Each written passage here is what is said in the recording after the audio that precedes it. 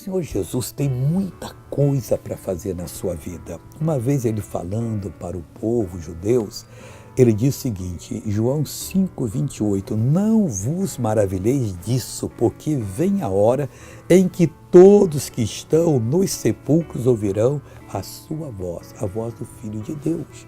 Meu irmãozinho, tem coisas que vão fazer você ficar maravilhado que você nem notícia tem.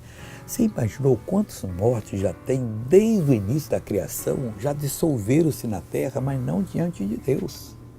Deus pega uma fagulhazinha dele, um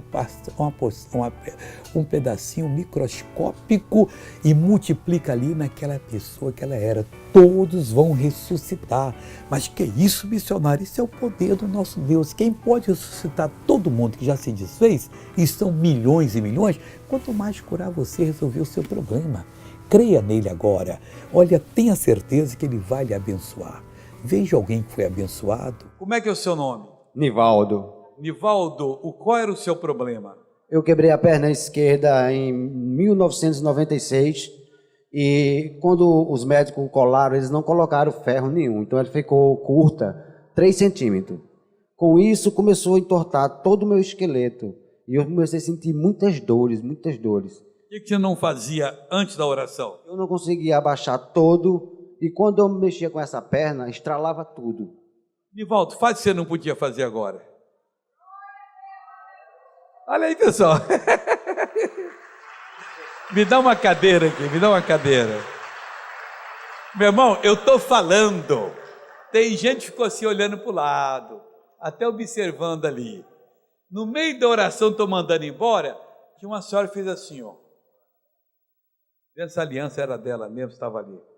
Eu não entendo um negócio desse. Eu desfecho os olhos e ora.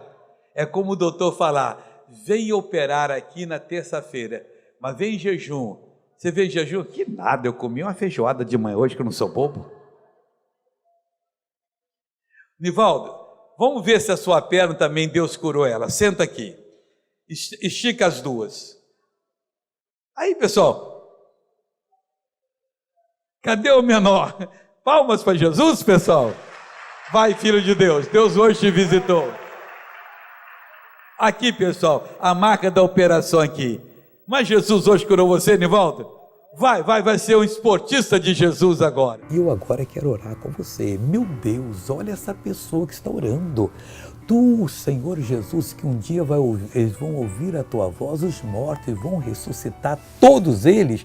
Como é que o Senhor não pode curar agora esse pâncreas que foi destruído, as células betas? Oh Deus, esse órgão que está parado aí, morto. Pai, entre em ação agora e recupera essa pessoa. Eu oro por ela em nome de Jesus. Amém.